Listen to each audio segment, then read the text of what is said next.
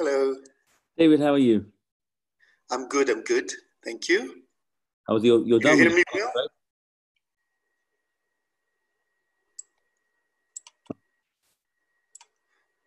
fast, right? Are you done with your fast? I'm sorry? You finished the fast already? Yes, about an hour ago. No question. Somehow I lost you. Wait a second. Okay, I can see you now.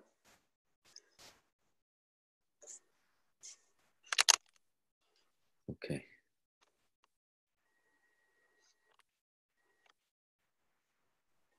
You're still in the middle of the fast, I take it. Yes, it's 11:28 by us. So we got the rest of the day. I'm going to make you co-host, right? Please do. There we go. Can you hear me well? Yes, very well. Good. Okay. People are just coming on slowly. Let me see if I'm able to put on my presentation. Okay.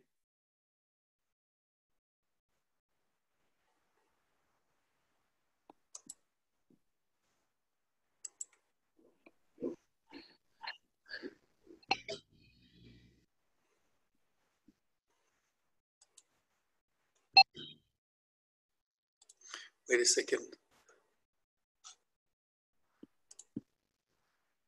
Hello? Yeah, we're good. Yes, but I'm not seeing you now. Somehow I lost you.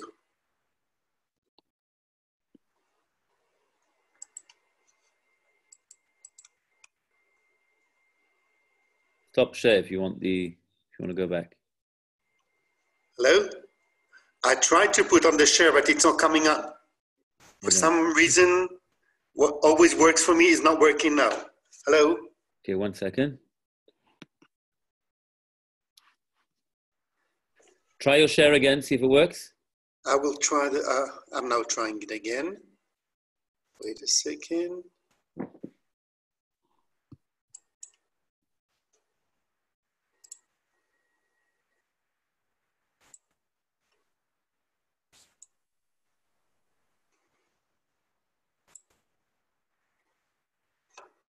Now what?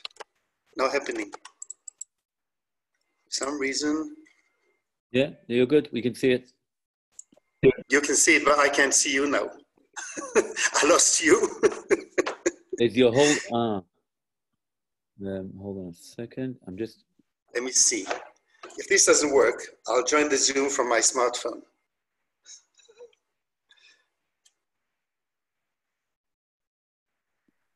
And we'll do it this way.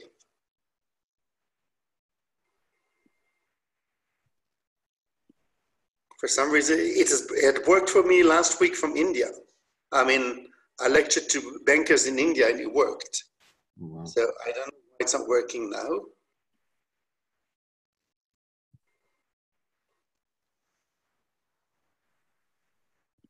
I'm going to join this meeting from my iPhone.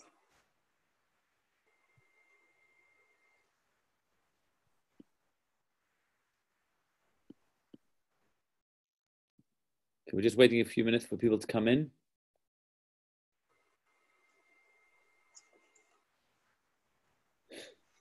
Working for me. Wait a sec.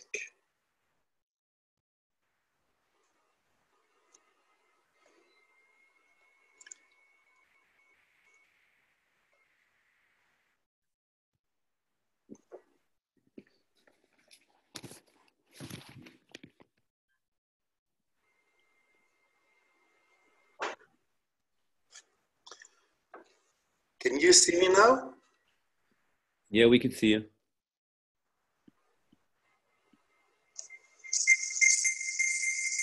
So, yeah. You have to mute one of your I will try to mute the computer.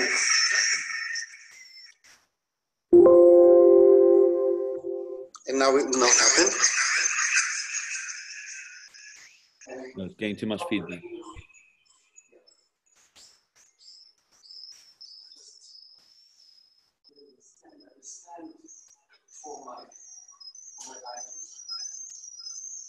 Okay, so you guys have seen the presentation, correct? I think, David, I think you should sign out and come back in, and I won't make you co-host. I'm just going to make you as a share screen. We might work better. You can see me already, right? Okay, we get too much feedback on the mic. Yeah, so the mic of my computer is not working. Shut up. Still, because you've got two screens in one place, it's going to be too much feedback. Let me see. There's too much echo. Somebody's phone is too close to the speakers. That's why the feedback is there. Okay. You still hearing it? Yeah. So I will. Can you not mute all?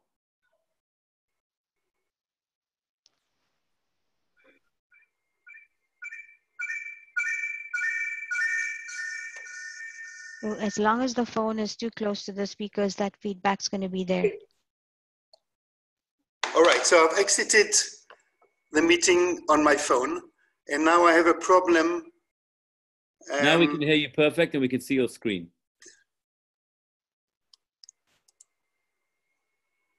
Yeah, so I'm trying to see the meeting.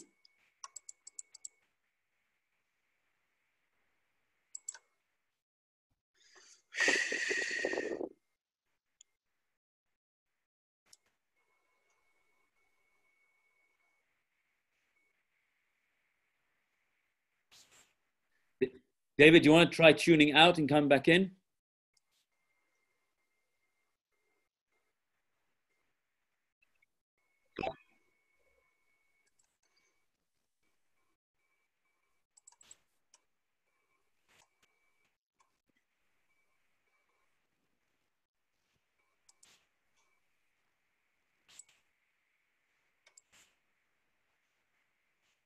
I don't know what to do. We can see you and we can see your screen.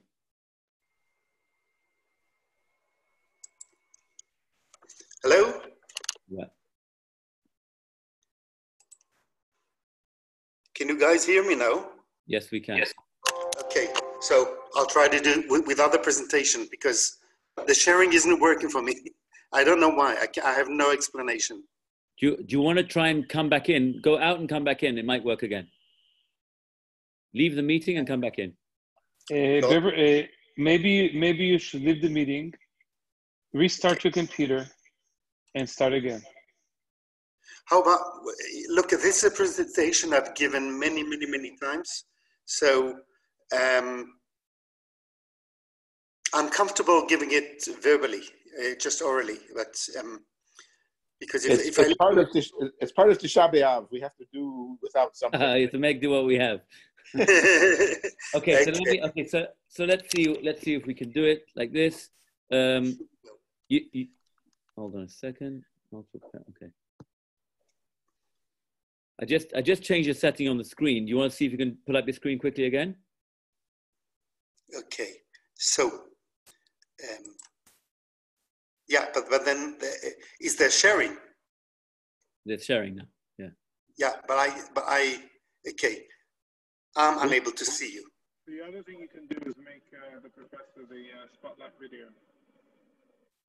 But I'm fine doing it this way. Can you all see the screen? We can only see you. We can't see your shared screen. Unless okay. You want to send it to me, and then I can do it if you want. Hey. Okay. Hello, can you hear me? Yes. Okay, you can hear me, so I'll give the presentation. Okay, so we'll just start off with saying that. Yes. First of all, I would like to begin with a special thank you to a few people who made this event actually happen. We'll start off with Richard Wood, who connected Dr. Jacobson to Bet Midrash and Ezra B'Tzarot and Bikur Cholim. We're doing this special thank you to Richard to making the connection in the first place. We've decided to unite the Sephardic synagogues across just our fellows just over the border, with Rabbi Ben Hassan and Albert Israel, the president of the two shuls in Seattle, as Ezra B'Tzarot and Bikur Cholim. We're specifically going to talk about an era circa 1391. We'll hear about it a little bit more in greater detail. And I want to tell you a little bit why we chose specifically this theme for today's event. Tisha B'Av is a time where we don't only celebrate the destruction of the first and second temple, but it's also a day devoted to our mourning the destruction of a historic recollection of throughout the generations, where the Jews went through so many tragedies, went through so many difficulties throughout the centuries. On Tisha B'Av, on this day, the first temple, the second temple was destroyed. The Crusades began Tisha B'Av. The Harugei Beitar, obviously, was on Tisha B'Av. The Spanish Inquisition, the Spanish expulsion, all happened on Tisha B'Av. And many, many tragedies, obviously, ending with the First World War, which began Tisha B'Av, which was the spiral effect which caused the Holocaust. If I would quote Paul Johnson in his book, The History of the Jews, he says, the destruction of Spanish Jewry was the most momentous event in Jewish history since the mid-2nd century.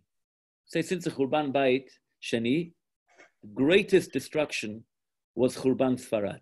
And that's why we chose to unite with the Sephardi Kehilot throughout this side of North America, till LA. And it's a big pleasure to be able to have this opportunity to be invited into your homes and to have someone who's in the Holy Land, in Israel today, although he's not fasting anymore because after Tisha B'Av for him. But it's such a pleasure to have Dr. David Jacobson to join us. He is a noted historian.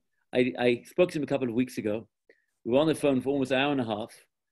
Fascinating historic account, which he told me the amount of information he managed to get in an hour and a half just by talking freely was incredible. So I don't want to take away from his time.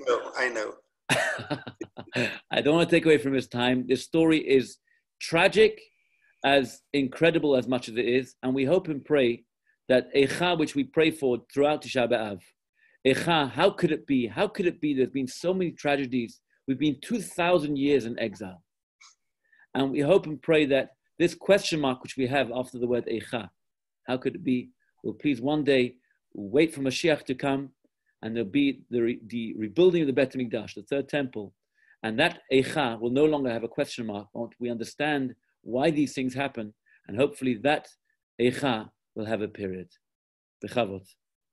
Thank you, Rabbi. Thank you, everyone, for coming to hear what I have to say.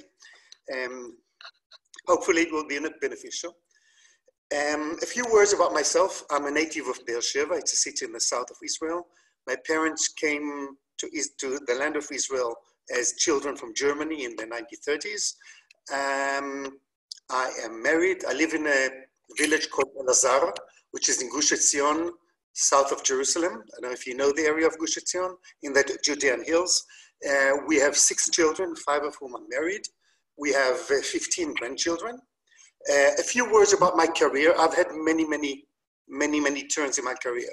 So after the military service that every Israeli does, I was in the paratroopers. I studied mechanical engineering at Ben Gurion University. I was a mechanical engineer for 9 years.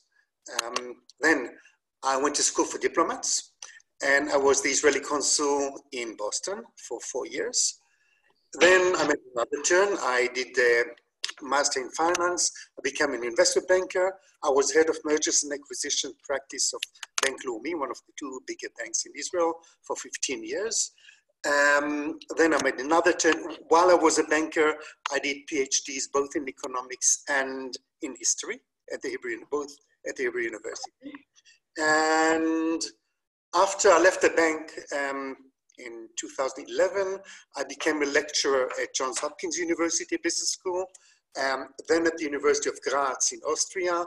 I was lecturing in several Israeli colleges.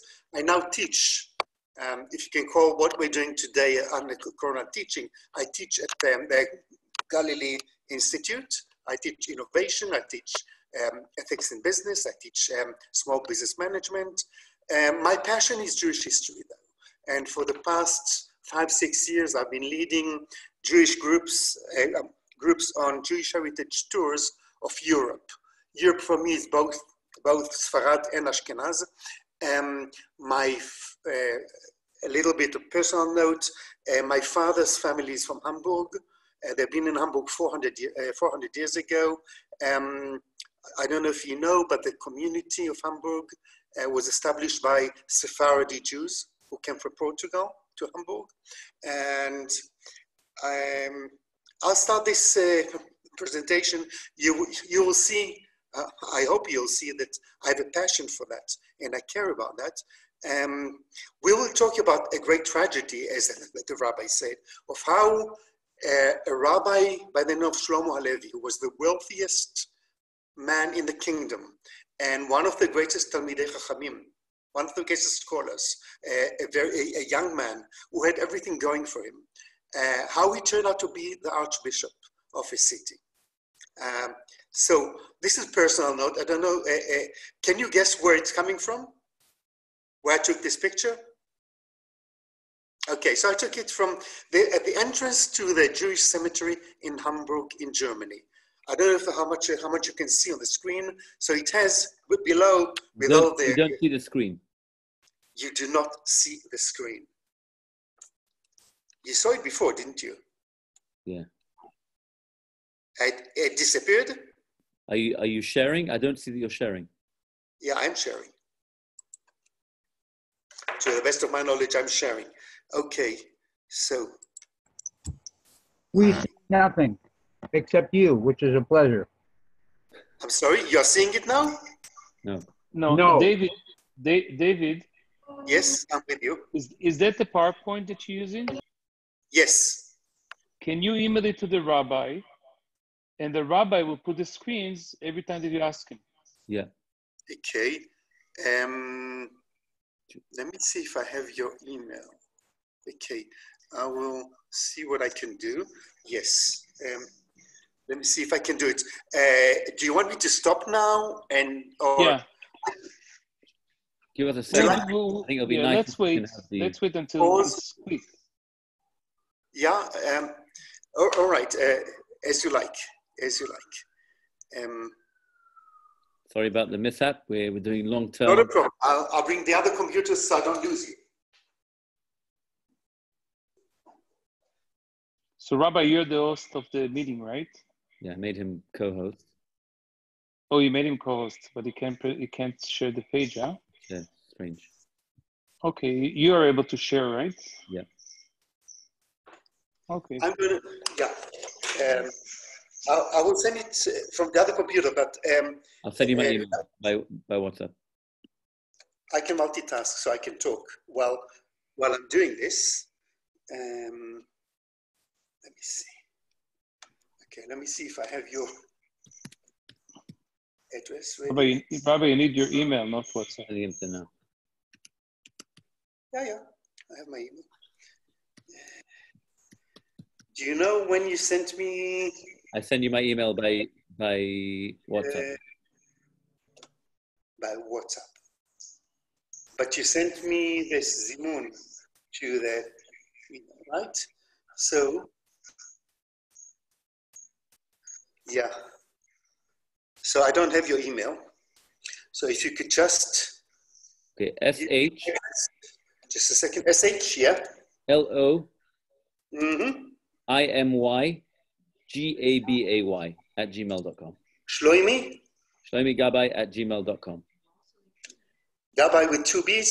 One B. GABAY. Okay, at? gmail.com. Okay. And then I'm going to insert, I'll put this Burgos.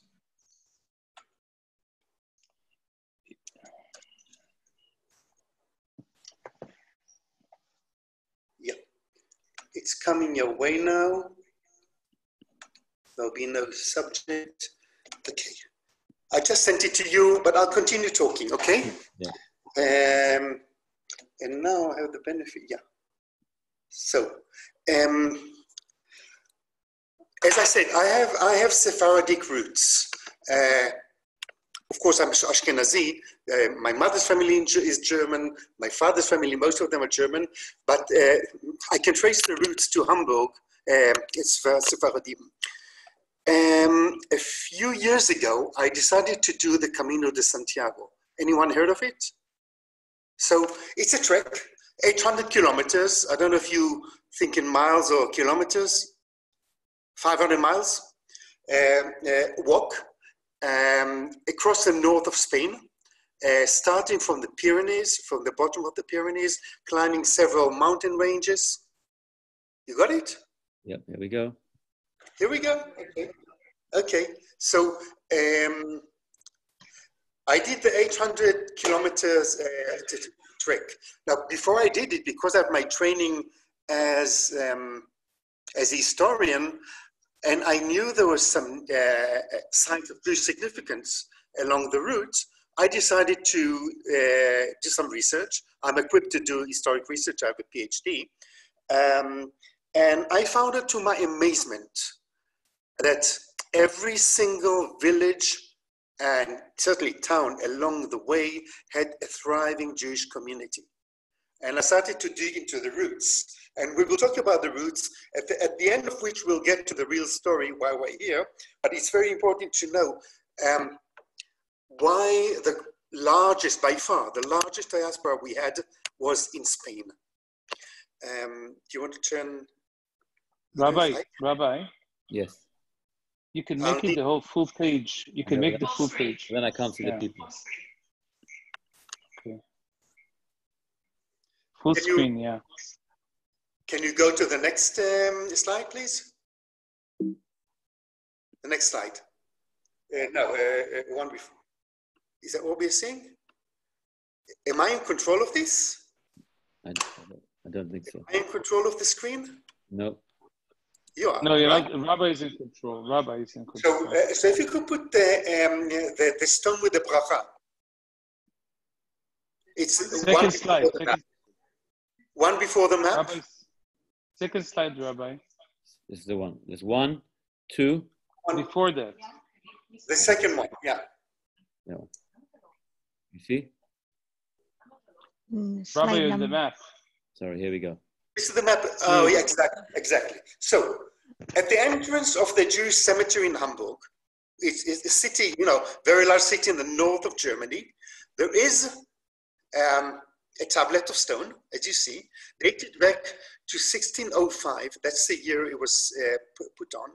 Now, the right-hand side, there is a bracha in Hebrew, which we Jews say when we enter a cemetery if we have not been there for the past month. On the left-hand side, an exact translation in Old Spanish. I don't know if you can read the Spanish. Can you? Yes. Okay. Believe it, you can trust me. It's an exact translation. Above it is a symbol of the skull and crossbones. Originally, it was not a pirate symbol. It was a symbol put in Jewish cemeteries in Sepharad to symbolize the belief in Techiyat HaMetim, revival of the dead. Also, there is a prophecy of Yechezkel, which we say on Shabbat Chol HaMoed Pesach, of the dry bones. This is to symbolize that because the dry bones are meant in the prophecy to revive. So we believe that the dead will revive.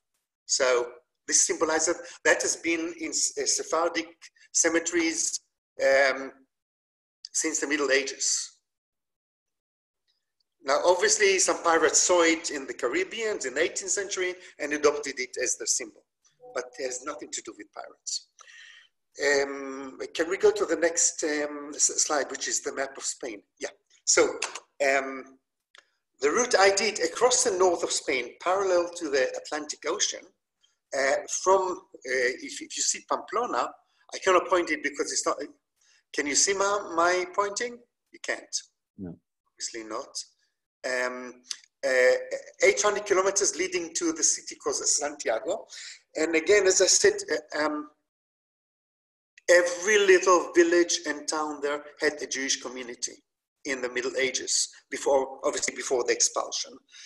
Why is that? How come?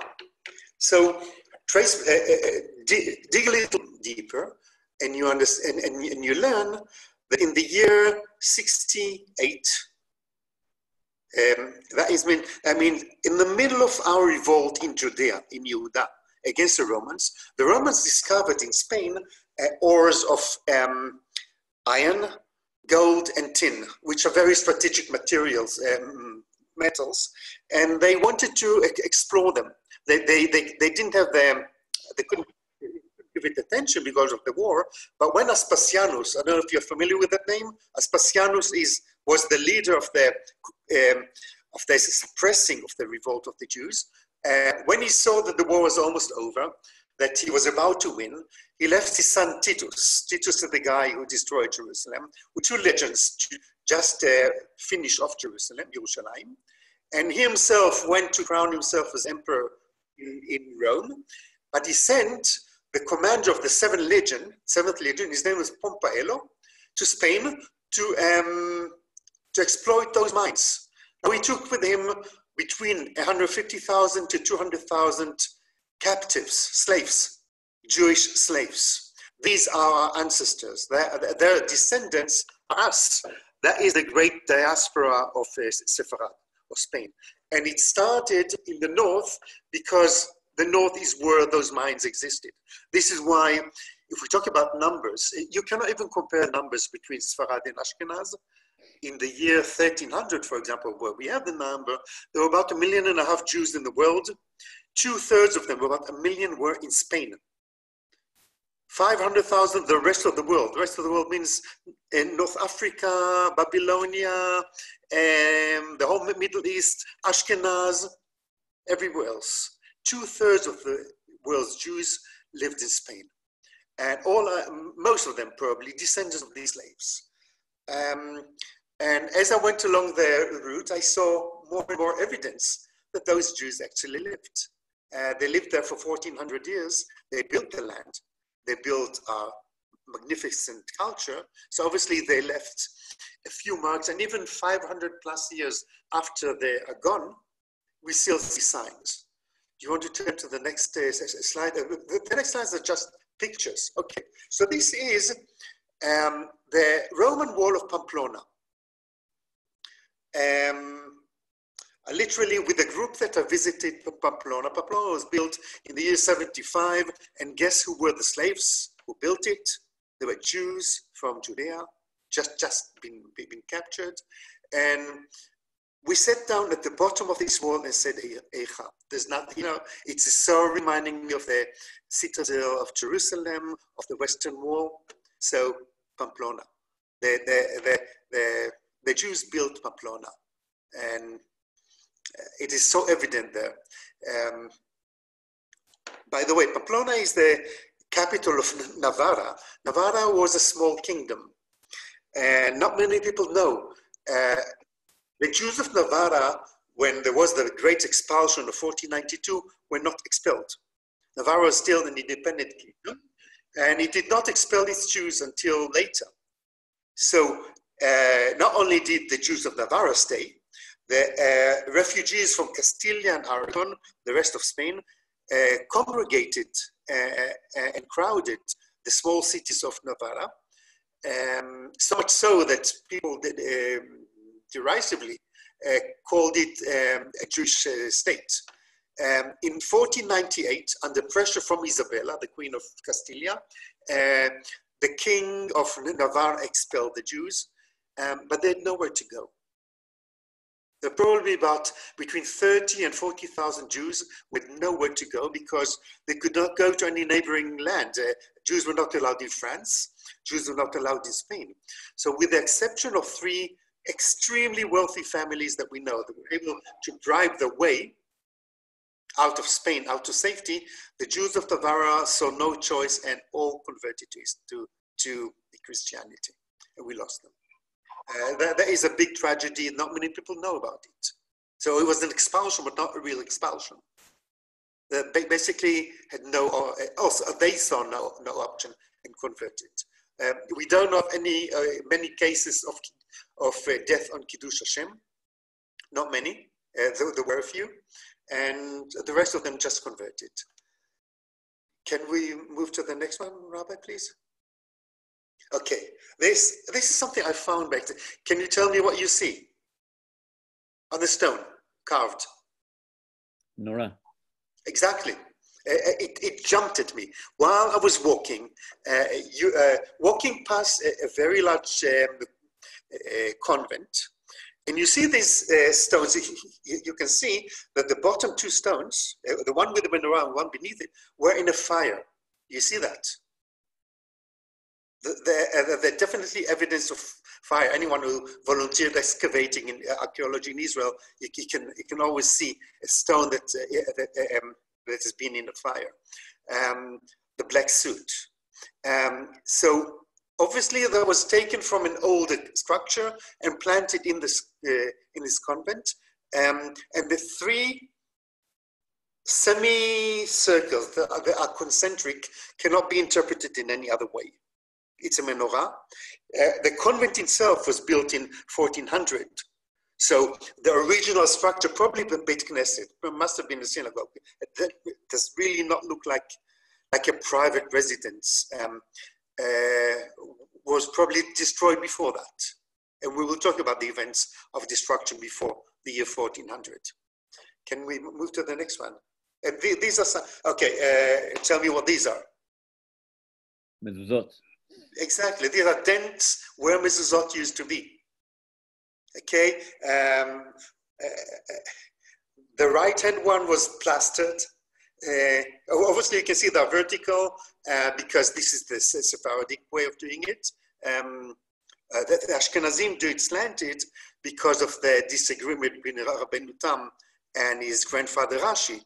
But the Sephardi did not have Rabbeinu Tam, and they always held that the two tablets in the Ark of Covenant, in the Kodesh HaKodeshim, were standing upright, and that's why the mezuzot of the Sfaradim are vertical.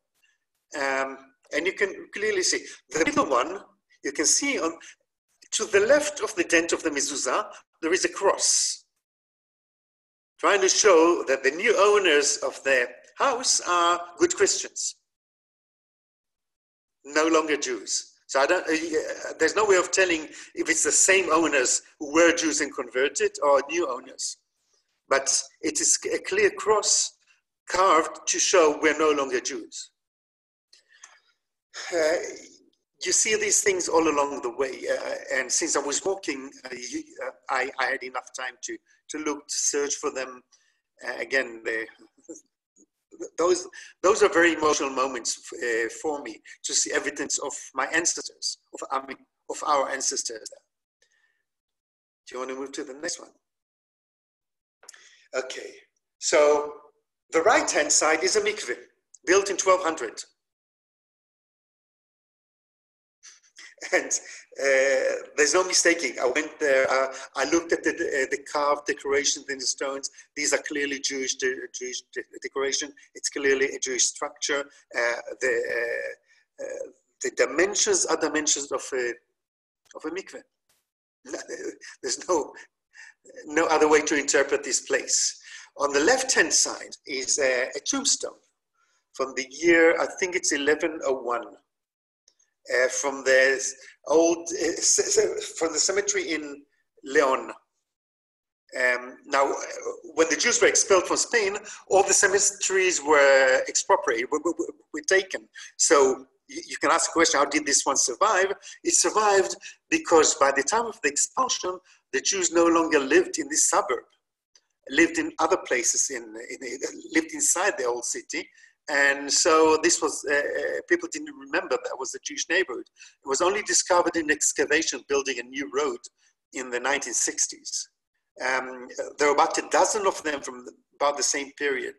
They discovered, and they're scattered now in museums all over Spain.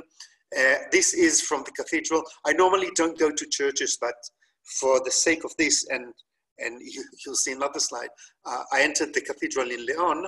Leon, by the way, is the city where the Zohar was discovered, you know, the main text of Kabbalah. Leon was the center of Kabbalah. Actually, the whole northern Spain was. Okay, Estella. Estella is a tiny, not tiny, it's a small town in Navarra. And the place that you said, the building ahead of you, is the address where there was the only synagogue for women in Spain. Now, synagogues for women are a phenomenon known in Ashkenaz. We know about them from the 11th, 12th, 13th centuries in cities like Worms, Nuremberg, Mainz. We never heard of them in Spain. And I can tell you, we found that in Spain. The only one in Estella. Now, since we know it's not a Sephardic custom at all, it's very foreign to Sephardic Jews, but we also know that when the Jews were expelled in 1306 from France, many of them came to Navarra, and I can guess, I cannot tell you for sure, that it's them who built this shul, because that was the custom, to have a separate shul for women. It's a guess, but definitely there was a shul for senoras in Estella. It was about 50 meters from the main shul. Okay, these are only just two of a number of stolen synagogues converted into churches. Extremely sad story. Every single one of them, I sit it and weep. So the story of the left-hand side, which is Wofren, is from a small town called Benbibre. You probably never heard of it, but again, every little town had a thriving community. So this big shul, the Jews of Benbibre lost their synagogue in a fire in the riots of 1391. We will get to these riots soon. It took them about 80 years to gather the money and build the new shul. A week after the inauguration, is that the right word, Gab? Yeah. A week after, an abbot of the convent runs inside with a big cross and declares this to be a church, and it's a church since then. 4 years later, the Jews were expelled from Spain. You can see that the tower in the front is a late addition. This is clearly a late addition. So this is the shul, 15th century. On the right-hand side is a shul much, much earlier, 13th century, not 15. And it was converted into a church and now is a culture center in a small village called Mansilla. Okay, this again, about 1 kilometer from my house in Gush Etzion, there's a way called Derech HaAvot.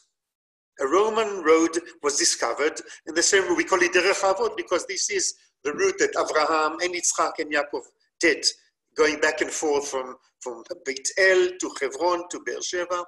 This is the route, and the Romans in the 1st or 2nd centuries built roads this way. This is in Spain exactly the same thing you see. Yeah, it's exactly like Derech HaAvot in Judea, exactly. So I just had to take a picture. Okay, this is from the cathedral in Leon. In the years 1412 to 1415, there was a series of debates that was forced on the Jews. Jews had to attend debates where they're not real debates because they were very limited in what they could say, how they could respond, and they all had to attend them. And there was a tremendous pressure on them to convert to Christianity. At that time, the whole series of debate was inspired by the person we'll talk about soon, Shlomo Halevi, who became Pablo de Santa Maria. So the reason I took a photo because it allows us to see how our ancestors looked, how they dressed. So obviously you can see that the nicely dressed man at the top is a wealthy Jew. Below him, you can see the rabbi. You can see a few Jewish women. There's an old one behind the wealthy Jew, and there's on the left-hand side you see a young one. You can see a simple Jew in green.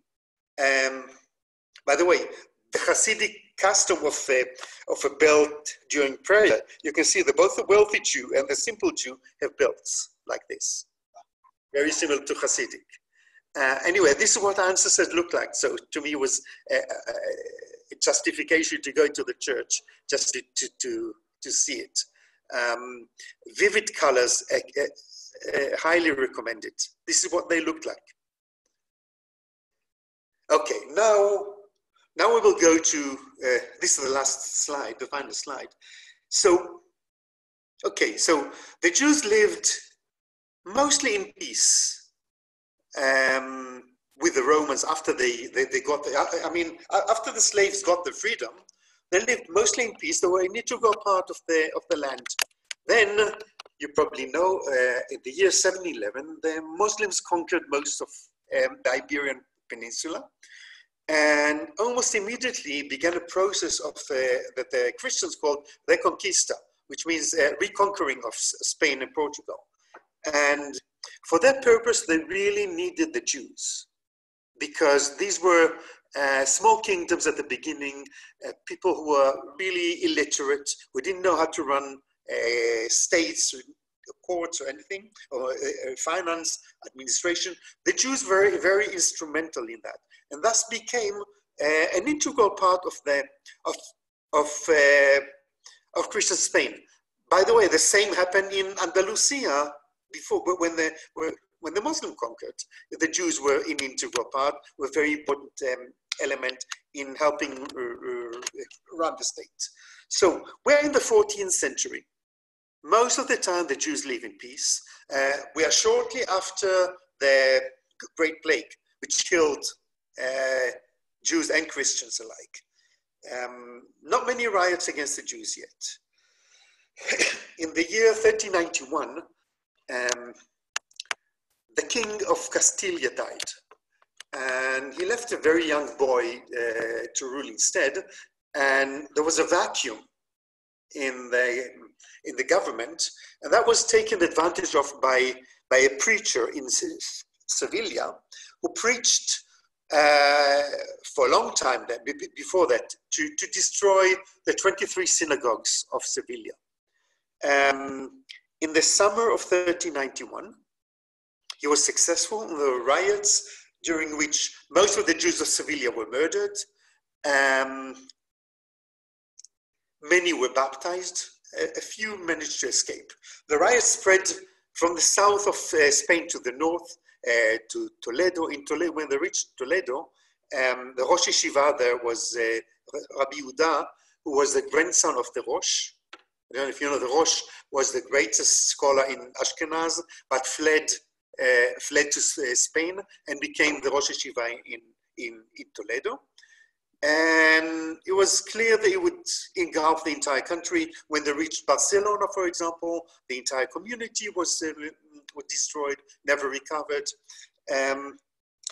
Shlomo Halevi, at that time, was the rabbi and wealthiest man in the city called Burgos. Burgos is the old capital of Castilla.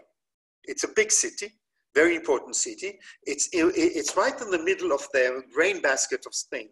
So it's a very important place. And before he was 40, he was already the wealthiest man. He was one of the greatest scholars of the generation. He had many responsa on his name. The leaders of Spanish Jewry were, of course, older than him. So we list a few of them. The greatest scholar and leader of the Jews of Spain was the Ribash, Rabbi Yitzchak ben Sheshet, who at that time, in 1391, was in Valencia. Lucky him, because Valencia is a port city. So he managed, as he saw that the riots are coming, he and many other Jews managed to get a ship and sail to Algeria, and thus survived. The Jews inland were not so lucky. So the Jews of Barcelona, most of them were murdered. When the riots reached Burgos, Shlomo Halevi Had a great yichus. I don't know if you know. Did you know the word yichus? Lineage. Yeah, lineage, exactly. The family Halevi is a very well-known, he was the tax collector to the king, so very, very, very wealthy. He had 5 children, 4 boys and 1 girl. He was married to Joanna. Joanna was the great-granddaughter of the Rashba. The Rashba was one of the greatest Rishonim in Spain or anywhere, about 3 generations before, at the turn of the, at the beginning of the 14th century, end of the 13th. And he had everything going for him. The riots came to Burgos. They actually expected them. So Shlomo, being very wealthy, was able to get a company of soldiers that he paid for.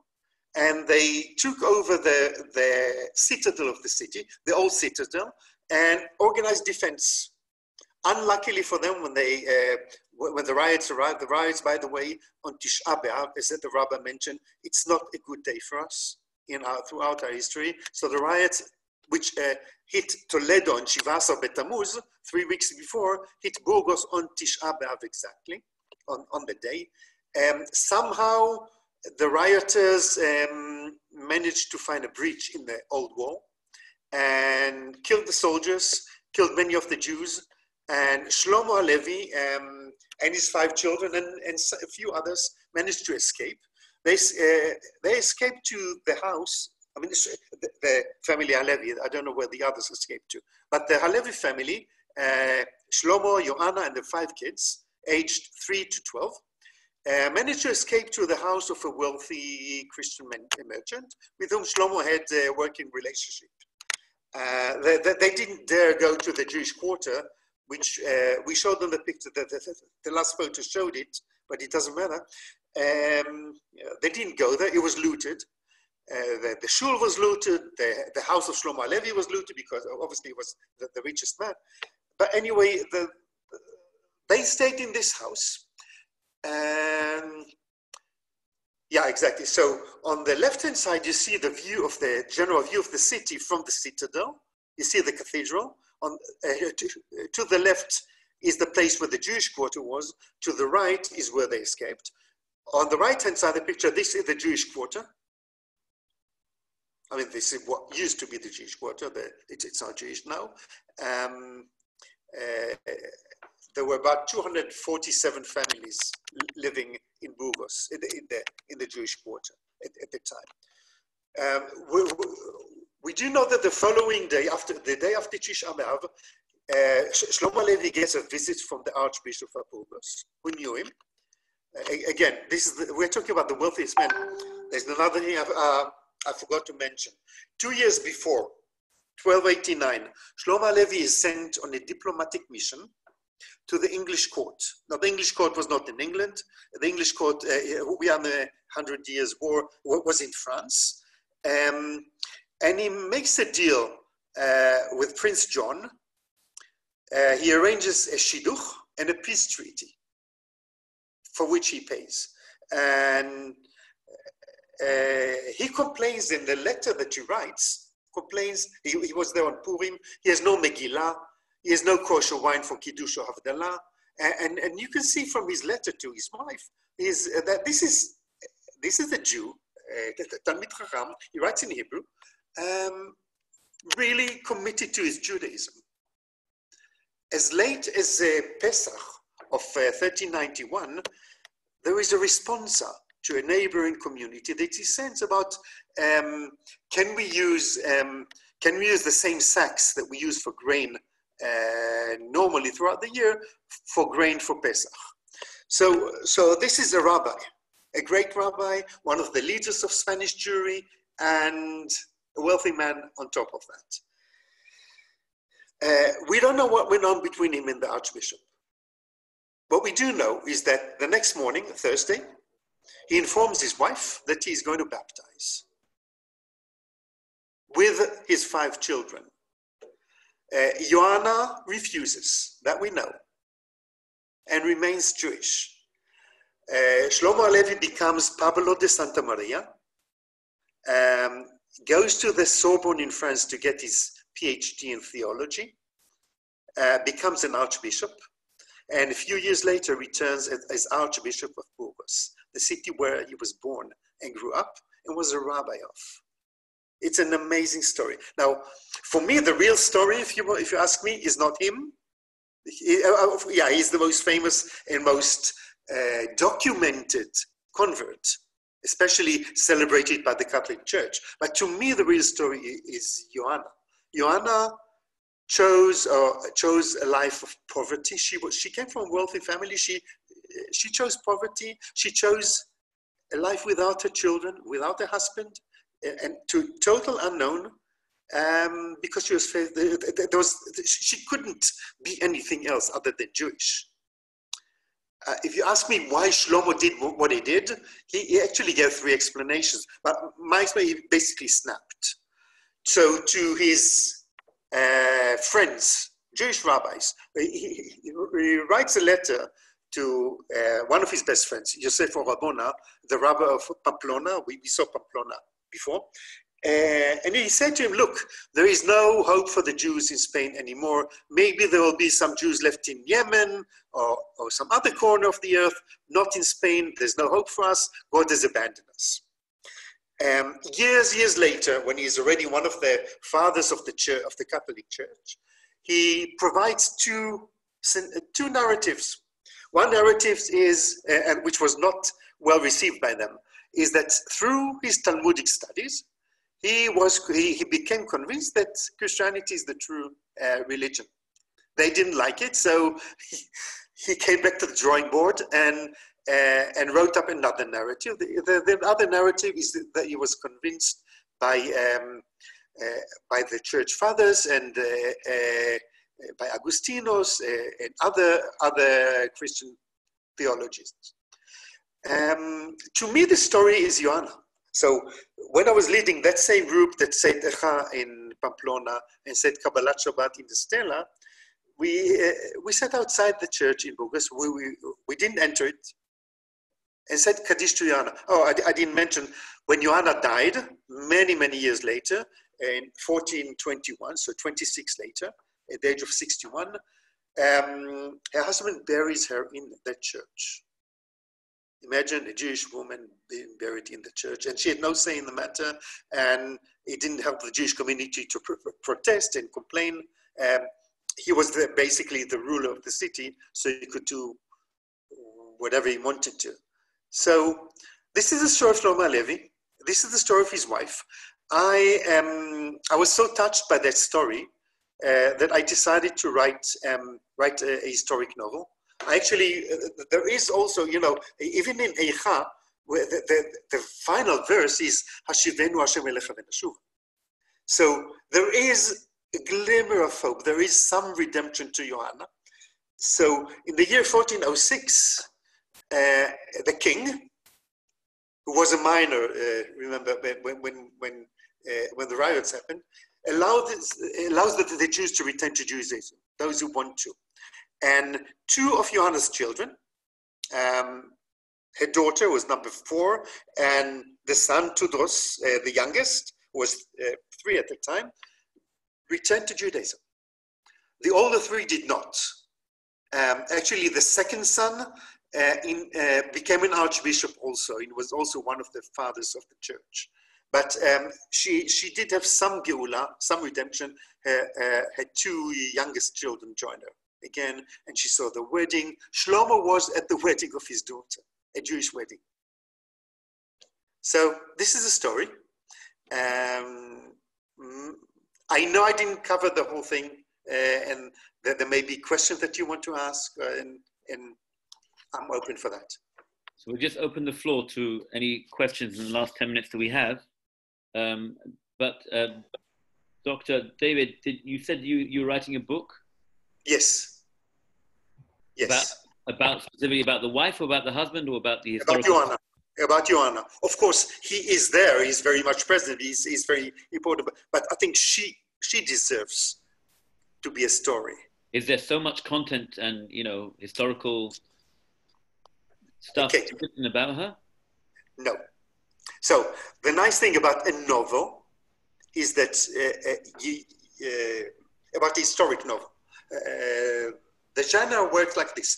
You take the grain of facts that you know, where she was born, who her family was, things that we know about Shlomo, things that we know about the community, things we know in general about the Spanish community, and then make up things that we know. For example, if I want to describe a wedding, we know what Jewish brides in Spain from the from the upper classes wore. So we can add that. So adding things that are relevant to the period, but I don't know necessarily that they actually happened to her. I don't know if I'm explaining myself correctly. Mm-hmm. This is a novel. It's not an exam. I have a question. Rabbi, I have a question. okay. Yes, please. You went pretty quickly and summed up a portion of your talk by saying he snapped. Yeah. What about those lost years between Paris and what was another? Where he Okay. France, and what did you do? What is there any record? Is there anything? Sure. He is extremely well recorded. So if you Google Paul of Burgos, you'll find everything about him. So I'll tell you what he did. So at the advice of the Archbishop of Burgos, Shlomo, very shortly after his baptism, he goes to Paris to study. He takes with him his two oldest children, his sons. The oldest son was about to become bar mitzvah. He was 12. The second boy was 10. And they actually studied to be priests, and he comes back after, he gets his doctorate in distinction. Of course, he was a brilliant man. This is what year approximately? Okay, 1391 he baptized. Shortly thereafter he goes to Paris. 3 years later, more or less, he gets his PhD. And he goes to Avignon. Avignon is a city of France. In those days, there was a schism in the church. The second pope. There were two popes, and one of them was in Avignon, and he goes to him. His name was Benedict or something like that. And he stays with him for a few years. He goes to Rome afterwards. And then in 1405, he's appointed Archbishop of Cartagena. Cartagena or Cartagena is a city in the south of Spain. When the Archbishop of Burgos died a few years later, 1412, Shlomo Pablo is appointed Archbishop of Burgos. This is after the Great Plague? Oh, way after. The Great Plague happens between 1347, Right. 48, 49. Still rebuilding. So both Shlomo and Joanna were born a few years after the plague. Thank you very much. I too have gotten lost in Paris. Rabbi, I have a question. Dan. Yes, sure. May I? Of Dan, course, go of ahead. course. Okay, thank you. Back to the original, when you showed the pictures, the second picture is significant, the tombstone with the skull and crossbones. Yes. Okay, quite in fact, there's more history than just the pirates taking over the symbol. An author, Edward Kritzler, in 2008, wrote a book about the Jewish pirates of the Caribbean. And in fact, these Jews were expelled Jews from Spain and Portugal, and they started ransacking where they could with ships that they took on. In fact, some of the names that they had on these ships, Prophet Samuel, Queen Esther, Shield of Abraham, they started attacking Spanish galleons and other businesses that, or other, ships that contained gold that they knew they had. And so there is a significance because they considered themselves dead in the sense of what happened. And that symbol then became their flag, the skull and crossbones. Sure. Yes, but I'm just saying this is not my story. I understand.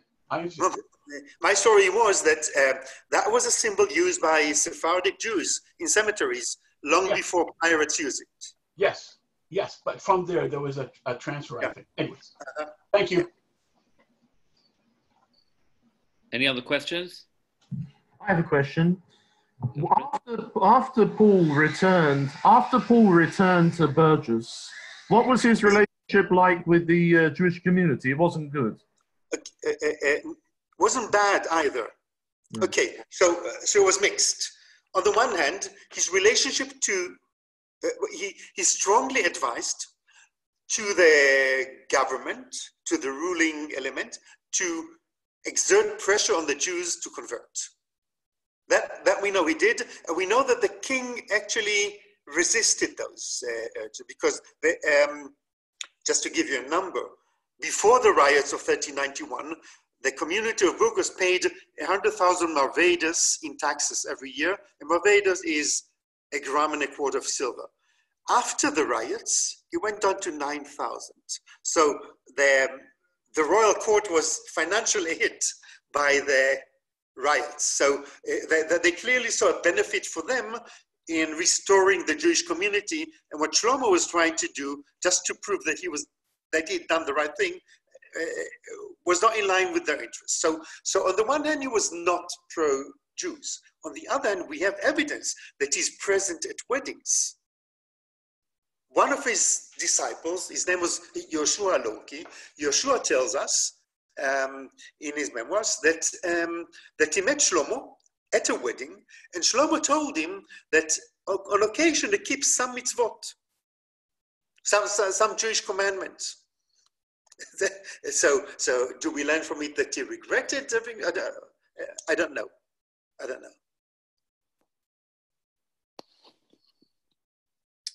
Any other Did it answer your question? I'm sorry.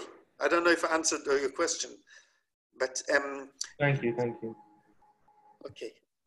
And Johanna stayed in Burgos? I'm sorry? Johanna stayed in Burgos? Johanna stayed throughout her life in Burgos. Yes, she was buried there when she died. Right. She died in 1421 and buried there in the church. Her son left immediately afterwards. He left Spain. We actually find, we find him in Genoa, in Italy. Later, we find his descendants in Prague. I found a tombstone of Tudros Halevi. I don't know how related or if related, on Mount Olives in Jerusalem. Was there any relationship between the Jews of Burgos in northern Spain and the Cathars, who were not quite dead yet in France? The Cathars. Qatar, the heresy in France. I don't know. Because the Jews were involved in Béziers and Narbonne. Right? Thank you. I don't know. I really don't know. Thank you, though.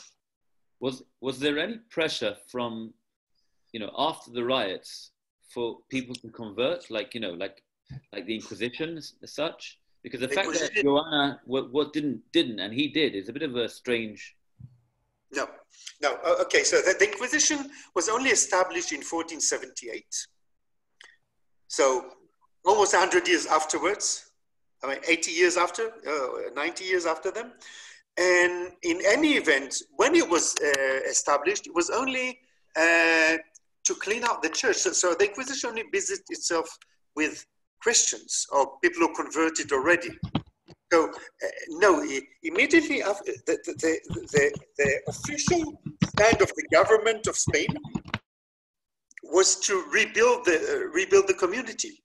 We can tell, for example, the community of Saragossa, Rabbi Shlomo Halevi, who remained the only Jewish leader in Spain, was actually given a lot of money to try and rebuild, by the King of Aragon, to try and rebuild the Jewish community.